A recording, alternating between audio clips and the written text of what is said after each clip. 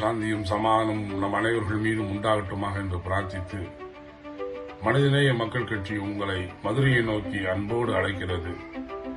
2 கோரிக்கைகளை மையமாக வைத்து, இழந்த உரிமையை மீட்போம், இருக்கும் உரிமையை காப்போம். சமூகமே, உள்ளாட்சி மன்றத்திலிருந்து நாடாளுமன்றம் வரைக்கும் எங்கள் சமூகத்திற்கு அதற்குண்டான பெருயத்தை அளிக்க வேண்டும். 2வது கோரிக்கை, வக்ஃபு திருத்த சட்டத்தை திரும்பப் பெற வேண்டும், அந்த திருத்த சட்டத்தை ஒழித்திட வேண்டும் என்கின்ற 2 கோரிக்கையை மையமாக வைத்து மதுரையில் நடைபெறக்கூடிய இந்த மாநாட்டிற்கு குடும்பமாக நீங்கள் வந்து இந்த மாநாடை வெற்றி பெற செய்ய வேண்டும் என பேராசிரியர் எம். ஜவாஹிருல்லா தலைவர் அவர்கள் உங்களை அன்போடு அழைக்கிறார். நாங்களும் உங்களை அன்போடு அழைக்கிறோம். வாருங்கள், கோரிக்கை வெல்ல, வாருங்கள், உரிமை மீட்டிட என்று உங்களை அன்போடு அழைக்கிறோம். அஸ்ஸலாமு அலைக்கும் வரஹ்மத்துல்லாஹி வபரகாத்துஹு.